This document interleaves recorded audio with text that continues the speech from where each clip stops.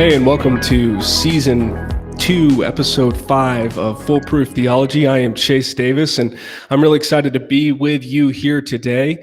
Here on Foolproof Theology, we like to talk about deep theological topics, or at least they're deep to me, because I like learning. We like our theology like I like my bourbon, strong and well-aged. I'm really excited about our guest today, Tony Merida. Tony is a graduate of University of Cumberland's, played shortstop, and also a graduate of New Orleans Baptist Theological Seminary, where he got his MDiv and PhD. He serves as a pastor of preaching and vision at, is it Imago Dei Church, Tony? Mm-hmm. That's correct, yes. In Raleigh, North Carolina. Tony serves as the Dean of Grimke Seminary and Director of Theological Training for Acts 29. He's also a council member of the Gospel Coalition. He's written over 15 books, Christ-Centered Expositor, which we're going to talk a little bit about today, Love Your Church, and other volumes in the Christ-Centered Exposition Commentary series, which we're actually using at the Well right now for our sermon series on Exodus, so that's a real blessing to us. He's happily married to Kimberly, and they have 5 children. Tony, thanks so much for being on the show today. Hey, Chase. Great to be with you, man.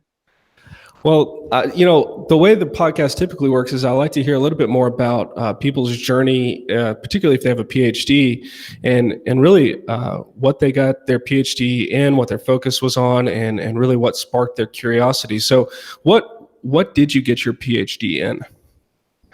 Yeah, so I got it at New Orleans Seminary. We just called it preaching. In other institutions, they will call it by homiletics or practical theology.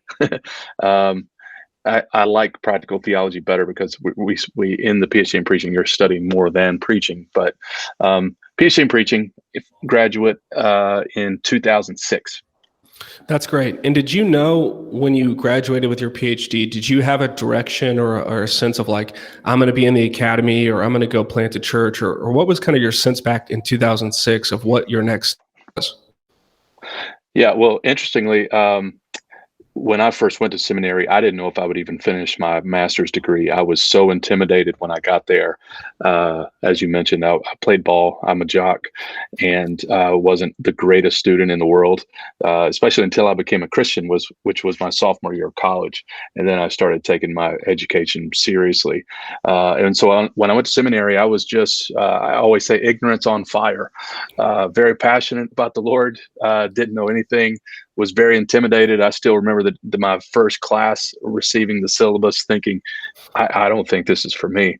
And had a friend that encouraged me to stay at least one semester. And I ended up staying and doing several degrees. But I did my MDiv quickly. It was a 90-hour MDiv, but I was able to do it in 2.5 years. I was taking a ton of hours, and after my first semester, just really dove right in. And I was taking, winter break courses, spring break courses, and then when I got to the end, I was kind of like, I still want to keep learning. I wasn't married, wasn't even close to getting married actually, and I was preaching on weekends. I was doing a lot of youth camps, youth events. That was kind of my ministry at that time. And so I decided to keep on going. I did my MDiv in biblical studies. So I did a lot of languages and really loved, particularly the New Testament Greek. And that's really where my heart was. I felt a little bit inadequate, though, particularly at the languages compared to the guys who were going into the PhD in New Testament. And but I was recruited by our theology prof. He told me I should do theology. And I really chose preaching for a simple reason, a very practical reason. I tried to envision myself teaching somewhere. And what is it that I could do instinctively that would, and what is it that's needed in theological education at the time? And what I found is what I think is pretty common even now. A lot of folks who are teaching homiletics or preaching in seminaries that we would commend, a lot of them don't have a PhD actually in preaching or homiletics. They have a PhD in New Testament or Old Testament. They just happen to be good preachers or something along those lines. And I started thinking about like, who would you want to study under if you were going to do a PhD in preaching? And for me, I may have not analyzed this well, but it was a pretty short list. But when I thought about who would I want to study the New Testament under, it was a long list, or theology, it was a long list. And so I just thought, well, I'm really a preacher first.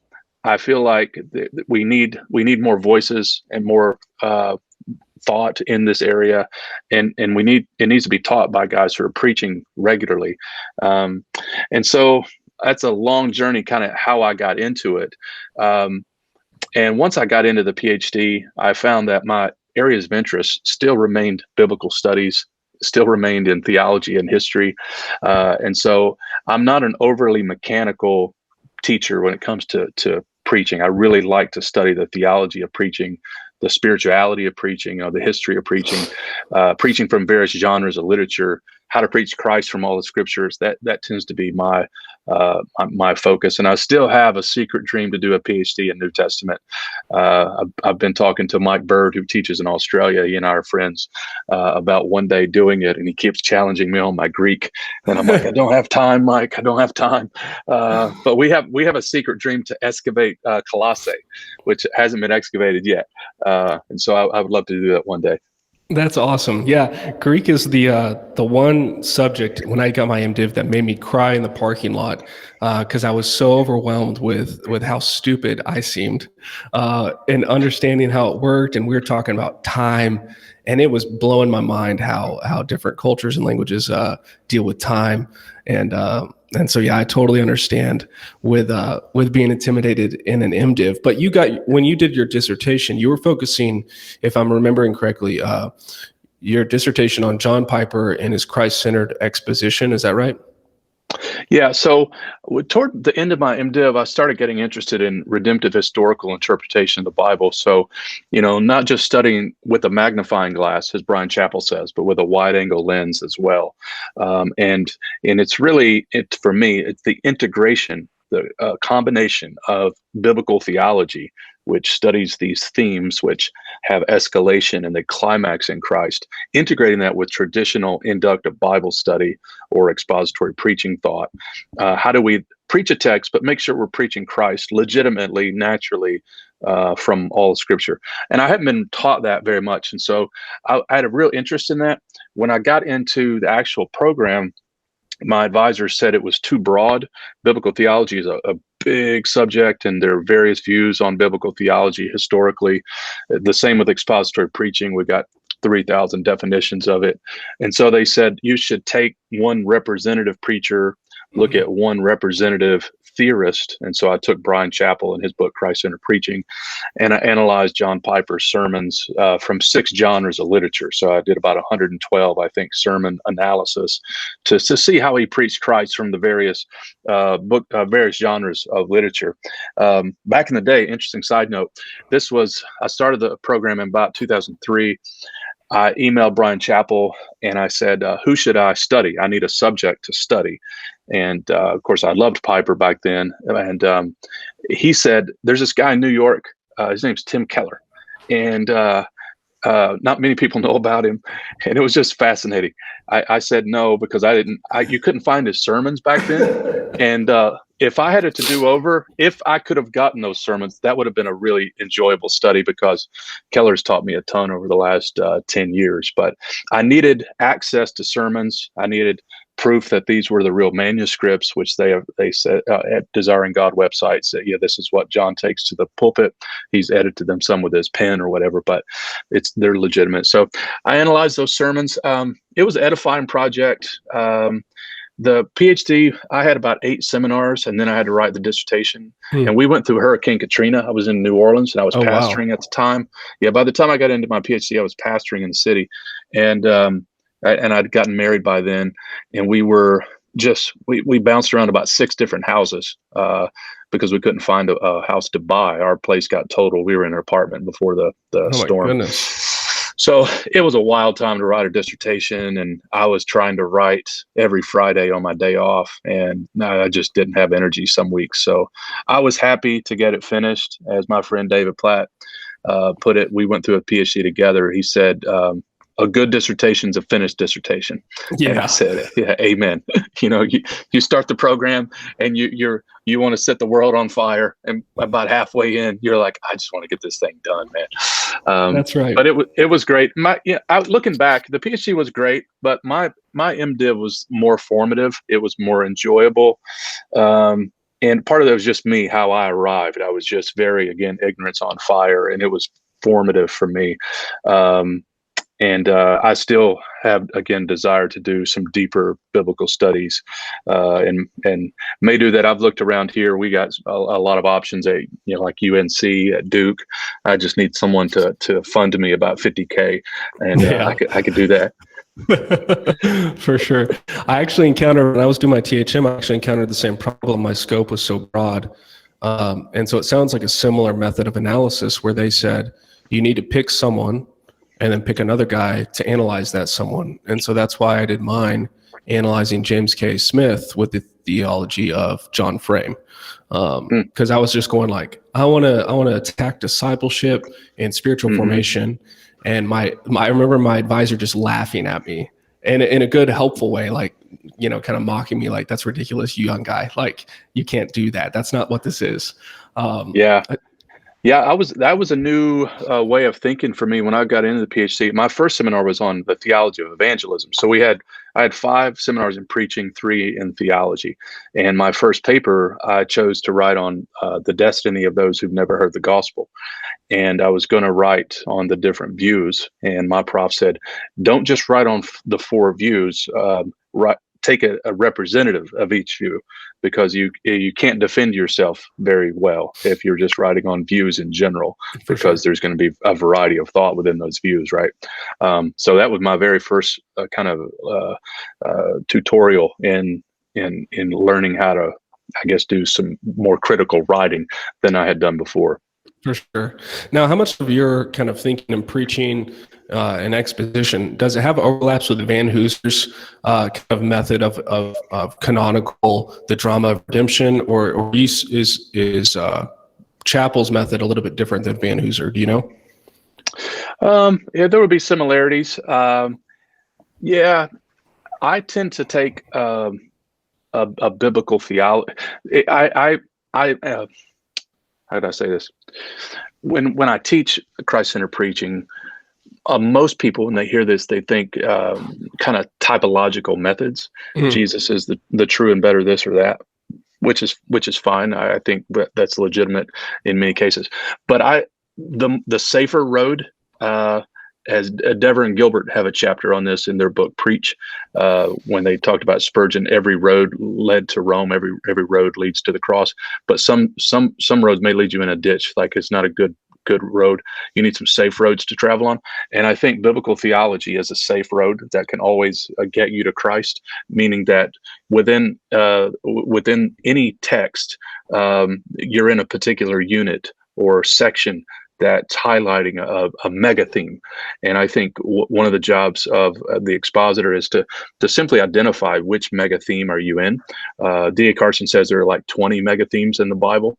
And I think that's a safe road. Now you can do more than that, but I in terms of teaching guys how to think through this process, I want to think in terms of the more obvious connection that's there than trying to let your imagination run wild, which can happen sometimes in this realm of thought. And so I'm looking for a theme that's already embedded in the text. And so it's less about where is Jesus in like Joshua 2:1, but rather what's going on in Joshua chapters 1-6. When I'm in 2:1, I'm able to identify kind of what's happening. And I think it's within those mega themes that you can then make a real strong Christ connection. So that's one focus. Chappell talks some about that. The thing that there are 2 things really I liked about Chappell's method. One is he talks about another safe road, which is just simply asking the question, where does this text stand in relation to Christ? And so you're just simply looking at the flow of history. So you're saying context is everything, whole Bible context as well. So that canonical reading that you mentioned. And then he highlights another safe road, which you may just call it systematic theology, where you're looking for the character of God who provides redemption, or the nature of humanity who require redemption. And so when I'm preaching Judges, I'm looking at the sinfulness of humanity. This is why we need a redeemer. Or when we look at Kings and you look at the decline of Israel, we need a better king. We need redemption. So I think it's those big categories that I find especially helpful. Okay, that's great. That's really helpful. Kind of the last question I have, specifically related to kind of your area of expertise, because when I was at Denver, the Christ-centered preaching wasn't the main emphasis. It was kind of a Haddon Robinson, big idea, some Andy Stanley type stuff, which was really helpful for me because being in Acts 29, it's very Christ-centered preaching. So it just gave me different tools. But I started picking up resources just on the side to supplement because I was kind of getting one take. And one of those resources, and you're going to have to help me with his name, I think it's Sidney Gridnaus. Yeah, Is that Gridana's, how you yeah. say it? Gridanaus. I And he say does. Gridana's. I don't know if that's correct. I've never asked him personally, but yeah. Well, I'm gonna take it from you. He does a lot of like Christ-centered preaching from the Old Testament. I think that's what he calls it. Is his Mhm. method similar to the method you would employ? Yeah, he has a more wooden method that's really helpful. Some guys I know have literally taped his 7 steps onto their desk where they write their sermons. And so it's similar in that you're looking first at your immediate context. You're looking for the theme in that text, and you're going to build a sermon around it. And then you are expanding outward to look at themes. I think he calls them longitudinal themes. Mm. And then you kind of redraft your outline in light of that phase. But yeah, his book is really good, Preaching Christ from the Old Testament. The middle of the book is on the history of Christ-centered preaching, which is good, but it kind of feels out of place in the book. It's almost like a separate book. Gotcha. And I tell guys, I don't want to tell you to skip that, but skip it and go back and read it. Because the guys tend to get a little disjointed, I feel like, in the book. But it is one of my favorite ones to commend to guys. And then he has follow-up books on like preaching Christ from Genesis, Ecclesiastes, and Daniel, and maybe some others, where he takes that methodology that he talks about and shows you how it would work in particular sermons. And those are really good commentaries if you're preaching through those books. That's great. That's super helpful. Thank you. You mentioned in your MDiv how intimidated you felt and how it was really formative for you, and really you look back on those years as both trying but also encouraging and really giving you some direction. Well, now you find yourself at a position where you are the dean of a seminary, which looking back at who you were back then as a shortstop at Cumberland, it might have surprised you.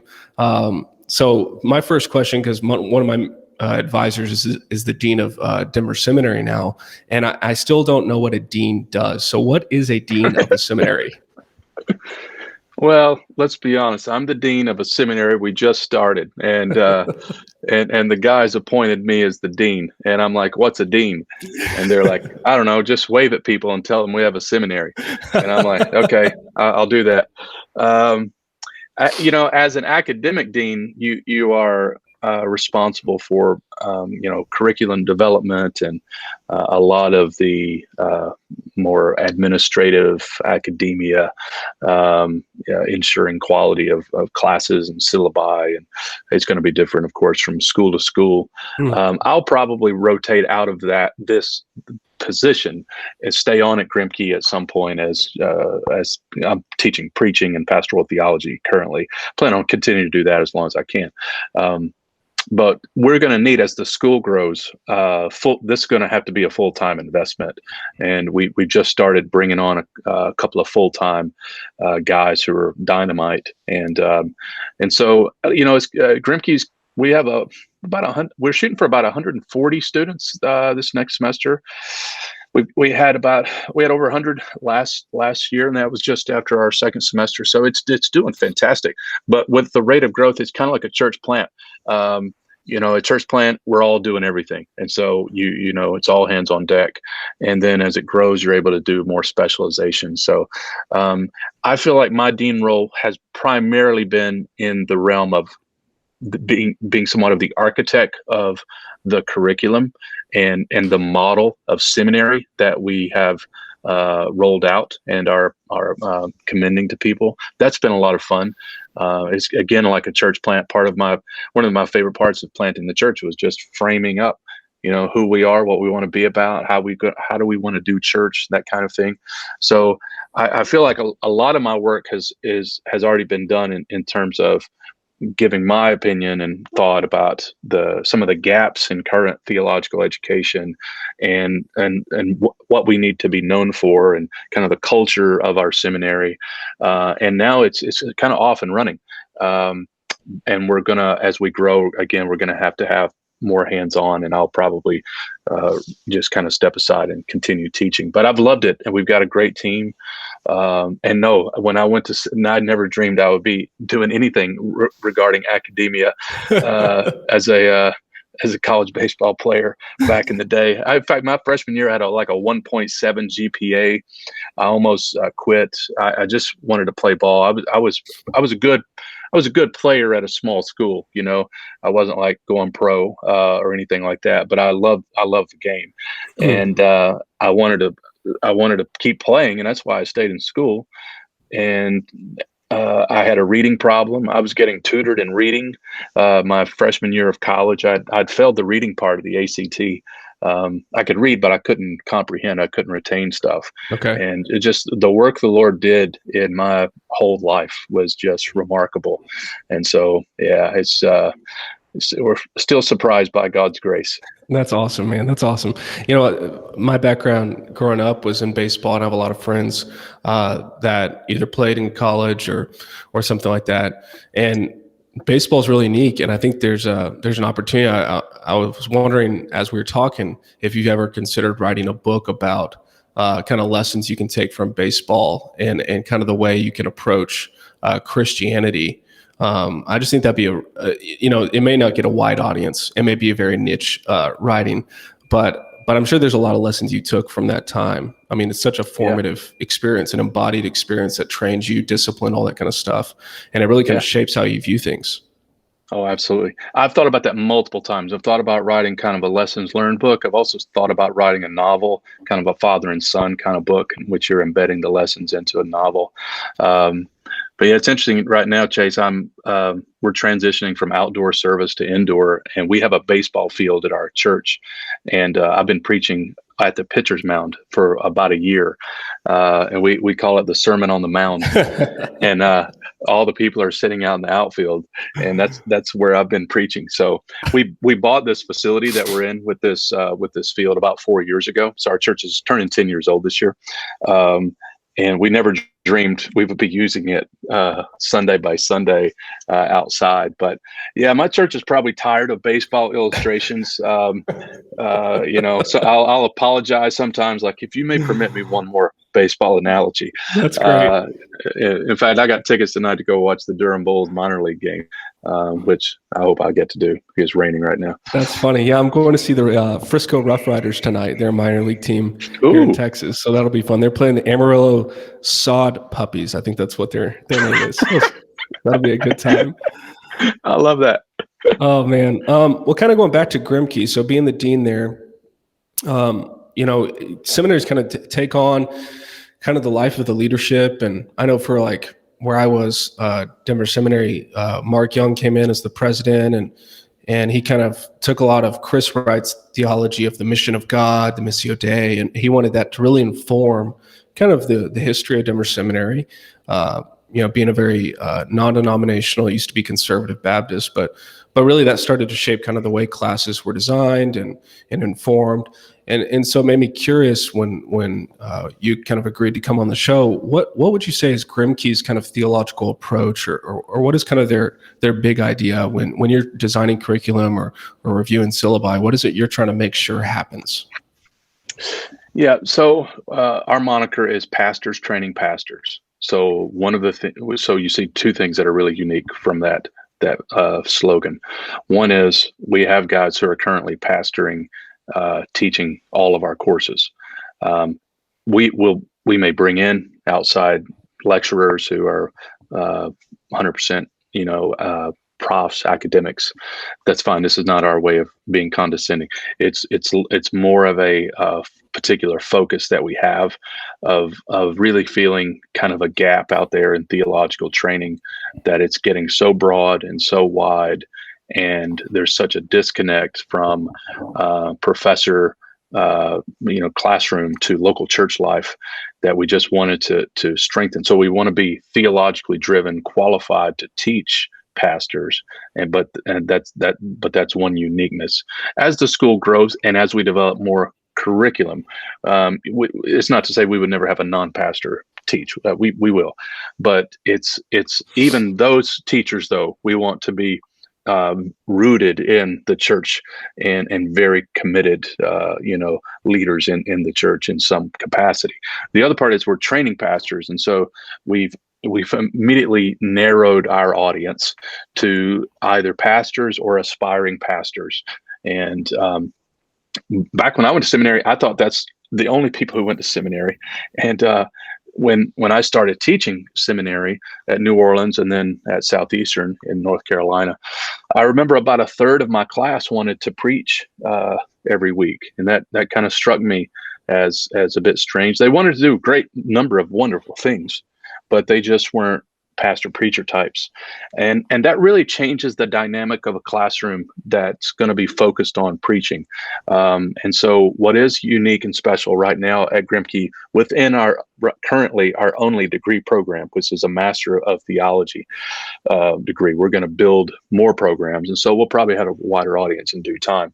In fact, I know we will, but right now that MTS is exclusively for pastors and aspiring pastors. And so it's kind of like the old Spurgeon College, Spurgeon Pastors College, where you can put something on the whiteboard related to pastoral ministry or how this passage in Mark's gospel relates to ministry, and it can go for an hour because these guys are so engaged and so interested in what we have to say, because it's going to impact them immediately. And so that's a philosophically one aspect that's unique, but I should mention a few other things. The delivery model is unique. So we have intensives twice a semester that are on site. Those are for 3 days. So it's kind of a three-pronged approach. The second prong is their own independent study that they will do where they're at, which will involve a lot of reading and a lot of writing. And then thirdly, every student has to meet with their pastor to discuss what they're reading and what they're learning. So there's like an MOU at the beginning of the semester on how they plan to do that. If they are the pastor, we have coaches at Grimke that will meet and coach. And so the philosophy is we don't want to pull people out of their churches to come to seminary. We really would like for them to stay in their church and get education, but we don't want them to just do an online thing. So we have kind of a hybrid approach where you don't have to relocate. It's really about your local church. Your pastor almost becomes a prof in some way, almost like a faculty member, just kind of being hands-on and guiding the student through their reading, talking about how that would apply in their context, that sort of thing. So I guess in some ways it's like a beefed up internship, a beefed up, residency. We found that some churches already have residencies, and so they're just going to use Grimke because we have the syllabi. Students come for the intensive. Sometimes the pastors have been coming with their guys. And so the approach is quite different. It's also very affordable. We're trying to reach especially kind of the urban types and those who can't afford to relocate and can't afford, honestly, a traditional seminary degree without some really big sacrifices. And so because we're not trying to reach a certain number of students and we're not all about the bottom line, we can keep costs low. And because our profs are pastors, first and foremost, we don't have a huge budget for professors or anything like that. And so we're seeing a lot of guys, I think, that would probably not they wouldn't relocate and move their family to go to seminary. They might do the online approach, which is, again, better than nothing. And I'm not poo-pooing online stuff, but there's just something about the embodiment, the being together, and the intensives have been just incredible experiences. We start the morning in worship. We eat our meals together. We do 4 blocks of classes a day, and then we end the day in worship all together. We kind of borrowed from Bonhoeffer's approach to seminary that was kind of a life together model. And it's just been a great joy, man. The degree is achievable. Guys, we pitch it as this: you can do it in 2 years for $10,000, a 48-hour master's degree. And that's hard to come by. anywhere you go. If you don't want to do a specialization, you can do a 36-hour degree. But yeah, after the first year, man, we didn't know we were going to start it the year the pandemic was going to hit. But even so, the Lord has been gracious and faithful. We'll have our first graduating class next semester, and we're super excited about that. Once we graduate that class, we'll start the accreditation process, Okay. which can't happen until you have a graduating class. And so we're pretty pumped about all of it, man. That's awesome. That's so cool. Yeah, that's what I was going to ask about is accreditation. So you answered it right there. We have one of our worship guys from one of our church plants coming starting in the fall. So I'm really excited to I told him, man, you got to I want to see the syllabi. I want to see what you're learning. I'm excited for him to come. Hopefully you can come with him, man. That'd be great. I'd love to. Yeah. Kind of one of the questions I had related to it is, you've talked about being friends with Michael Burt. He wrote a systematic theology. I think it was evangelical theology. And I loved it because he has some humor spiced in. It doesn't read dry. Of course, my favorite is John Frame's. But I think Burt's approach is really fun. I took his chapter on communion, and I actually printed out the section on the table, even though I personally don't necessarily land there right now. But I shared it with our staff because I was just trying to give them a different perspective on what it looks like to have maybe an open table or something like that. But that's a roundabout way of kind of asking my question, which is, at Grimke, is there a systematic theology that students are working through during their time there, or no? Yeah. So I would have to ask Brian Laughlin what his current text is. I know the original syllabi I looked at, we were using Michael Horton's systematic, but I also commended Bird's that second edition to Brian, and I know he was looking at it. I don't know if he's pulled the trigger on using it yet, but I agree. I like the just the as you said, the humor in the book. It's a fun read. But I like the gospel centrality component where he's tying each section back to the gospel, which sounds very obvious to do, but it's less topical and more kind of gospel centered. And then he has a room for debate, as you've indicated, like on the Lord's Supper, on particular issues. And so in a school like Grimke, which we're not denominationally affiliated, we have all kinds of just guys who are coming to our school, some out of more charismatic bents, some presbys, some Baptists. And so we kind of need a book that we can, have those charitable discussions where the author is not going to be overly dogmatic about tertiary, secondary doctrines. So I really like his text, man. For sure, yeah, and I enjoy how he lays out his theological method right up front, whereas a lot of systematics may not do that. I remember reading Horton's, and it had a similar kind of feel, almost narrative. But yeah, that's it's kind of the last thing I wanted to kind of get your insight on is your latest book on church membership. Now, church membership is something I've written papers on. I've researched a lot of, because for some reason it is the burr in the saddle of my ministry. It is just the thing that gets people agitated, and I don't know if it's particular, especially in a culture in the Western United States and Boulder, where very, very independently minded people, and the idea of kind of covenanting or submitting yourself to a local church in the form of membership, it just seems to always get a rise, and so I've had to adapt to make sure I'm not they're not hearing me say something I'm not, but I'm still very strongly committed to the importance of church membership. What was kind of the reason you felt it important to write a book on church membership? Love Your Church. Why was it important for you to write this book? Yeah, so I agree with you. We have a strong view of church membership here. The book is really about, the title, Love Your Church, and the subtitle, 8 Great Things About Being a Church Member. Cool. So it really assumes church membership. I talk about it a little bit in the opening section of the book, just some really quick arguments for the need for church membership. I don't argue for a particular process that every church needs to implement or anything like that, but just that people are identifiable, that church discipline assumes we know who is in our number, the lists that are in the New Testament, various other passages, overseer is going to give an account for those under their care. That means people need to be knowable, identifiable. I'm really just building on. It's more of the assumption of church membership. What's great about being a church member, less about the argument for it. Gotcha. I find that those books are great if you're a church leader, because you're going to need to be convincing people of the need for church membership, right? But I didn't have a great book. There were some books that I should say that were good, but I wanted a book I would give our new members. Right. What is it that I want them to know? What's so great about being a church member? And so Tabidi has a good book about a healthy church member. That Tom Rainer has a book that was helpful. I wanted to write something that would carry more, I guess you would say, I don't want to say Acts 29, but more of the Acts 29 culture and spirit of being missional.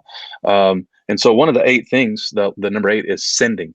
And these are 8 really responsibilities and privileges of church members, trying to convey both, that it's a great privilege to belong to Christ and to his body, but it also comes with responsibilities.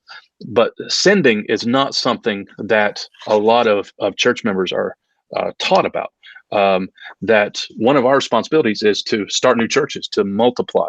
And so I wanted to put that in the book. There are some other unique aspects of it within the book. But I wanted to write something that would also be joyful, that would not come across as a domineering pastor, self-serving pastor wants us to be committed to this thing, and don't you know there are problems in the church and all those kinds of things. But more of, man, we need to understand the grace of God that has been given to us, and to know Christ and to be known by other people in the church. And it's really a privilege to do these things. Chapter 1's on belonging. Chapter 2 is welcoming. So trying to convey this idea of we want to be a welcoming people as people come in. Chapter 3 is on gathering, which is especially significant right now as kind of a lot of churches are reopening. And so the book's timeless. I didn't write it with COVID in mind, but it's timely in that we really do have this need to cast vision, a fresh vision for people on why all of this is important. Right. Chapter 4 is caring, 5 is serving, 6 is honoring, 7 is witnessing, and 8 is sending. And so I'm just talking about some of these basics. That's not an exhaustive list of responsibilities in the church. And I hope it's useful. Hope it's encouraging. Hope it gives people, some clarity on the life of the church. One of my friends says this is, a lot of books talk about church polity or church structure or argument for church membership, and those are great. This is more about, I guess, the spirit and life of the church, of what does it mean to be to love your church? How can I love my church? What if it's hard to love my church? What if I've been hurt by the church? All of those considerations are taken up. And so it's interesting, man. You asked about the origin behind it. I didn't set out to write a book on church membership. I was asked originally to write a book on the church. And so I was going to write a book kind of around the idea of gospel, community, and mission.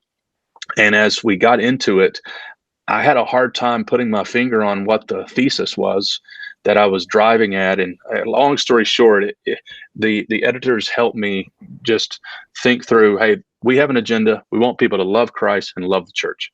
That's what we're talking about. Just tell them how to love their church. That's great. And I was like, let's do it. And I'm like, that's actually a church membership book. And they're like, yes, it is. And so it all kind of shaped up through conversation. As most books do, it's not the single idea of a brilliant author, but community effort, right? That's great. I love that. That's something I'll be looking forward to, because I've bought Tabidi's and Tom's, and I use them to kind of riff off and create some stuff for our church. And so I'm sure it'll be a real blessing, not only to me, but other guys as well, to just gift people as they become members at a church, just to remind them of the importance. And like you mentioned, the embodied nature, one thing that was, whether you call it a blessing, I mean, everything from God is a blessing, of course, but from 2020, where we were forced to go online, is it made me really reconsider my priors and my convictions about, what is online church and what are the limitations of that, and how do I communicate that in a gracious way, but also a clear way to convictionally call people to be like, you can't just listen to a podcast in a car and some worship songs and call it churchy. The embodied reality. And that's why even doing a podcast like this where we're over video, there's something lost where we don't get to connect in the same way. And so I think it's, like you said, it's going to be really timely for people, really helpful. Yeah, amen, bro. That people have to be taught these things. We can't be mad at people for not having thought about them. In one sense, I get paid to learn. It's part of my job is to be a learner. And so we should always be gracious on these things, but firm where it's where when we have to be, and speak the truth in love. Jesus didn't just Zoom a message from heaven. He came in person, embodied. The Word became flesh. I love at the end of John's letters when he says, I have much more to say to you, but I don't want to use pen and ink. I want to be with you in person. And then he adds, so that our joy may be filled. That's right. And I think that's significant, man. Like there is something missing. There is a lack of joy when it's not embodied. We are embodied people. And so, again, these are just things that I needed to be taught. And these are things that I have the privilege of teaching others. That's great. Kind of last question I have for you before we kind of close out, and it's more of a personal question for ministry. So pastor to pastor, Grimke's kind of ethos, kind of your heart for ministry. As I've kind of, we're year 10 on our church, trying to figure out how to pastor people well. One of the issues that comes up pretty frequently is you have people that become members at your church, and then for whatever reason, good or bad, they decide, I'm not going to be a member here anymore. Either I'm going to not go to church anymore, or I'm going to go find a new church. How do you advise people on that? If somebody were to call you and say, I'm at Chase's church, I'm thinking about leaving. How would you help them kind of navigate that? Oh, man. Yeah, there's a few things as painful as there than that. I would tell them to go meet with a pastor. So I'll speak from personal testimony. A couple months ago, a couple been in our church, been great members, considering leaving our church and finding another church. Heartbreaking, heart-wrenching, but they were meeting with me and another pastor. But we said, you know what? In the words of Paul, we're not lording over your faith.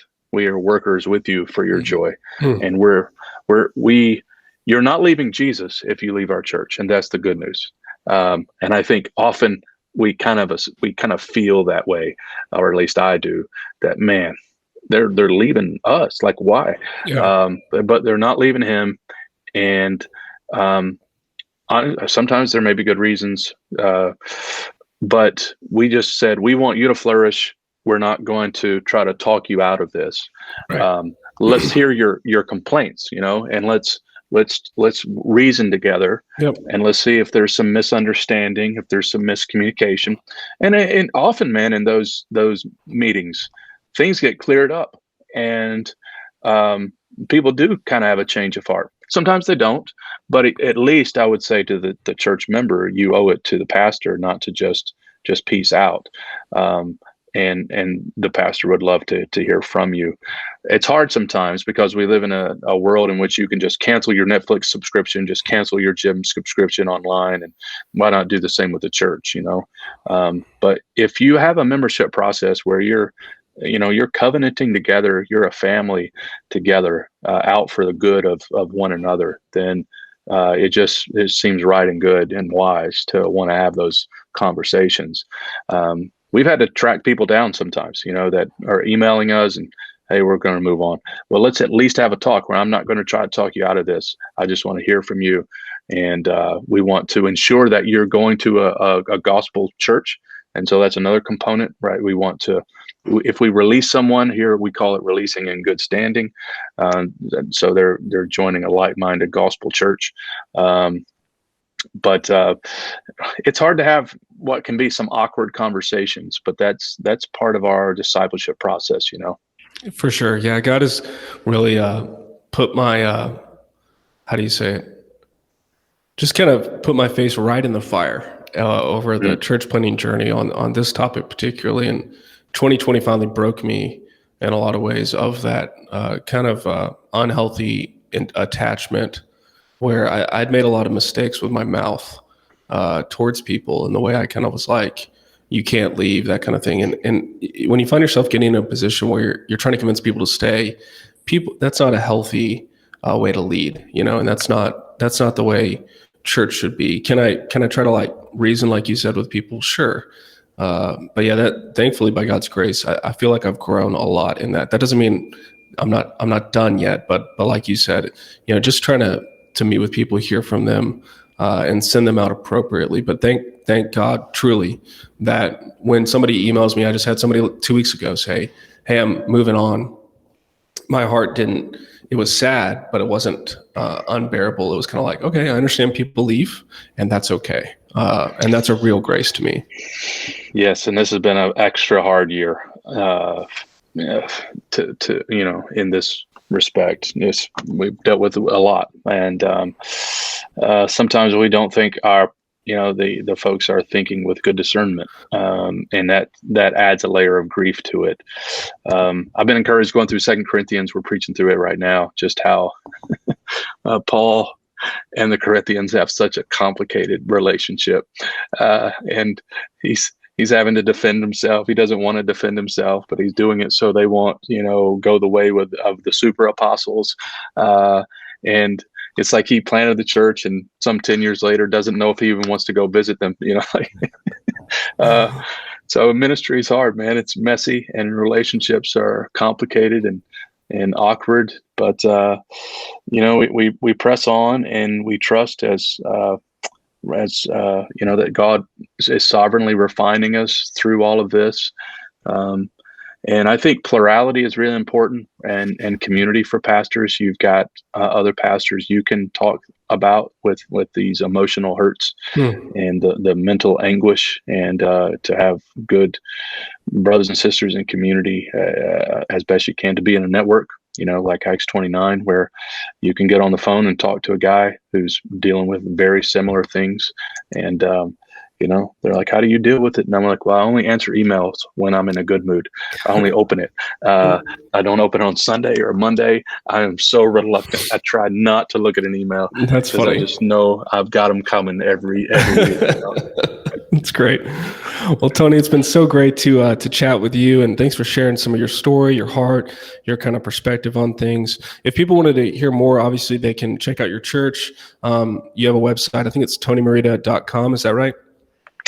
Yeah, it's a little old school. It's tonymerida.net. .net. Yeah, couldn't get the .com. Somebody had it. Church website, idcraleigh.com, Imago Dei Church, idcraleigh.com, and then grimkeseminary.org. Cool, that's great. And then love your church. That's on Amazon or anywhere else books are sold. Is that right? That is correct. That's great, man. Thanks so much. Thanks so much for tuning in today and checking out our conversation here with Tony. Our next episode hopefully will be with Jeff Metters, who's a pastor down in Houston, connected with Acts 29, coming up in July, as we're kind of slow rolling it here over the summer. But until then, we hope to see you next time.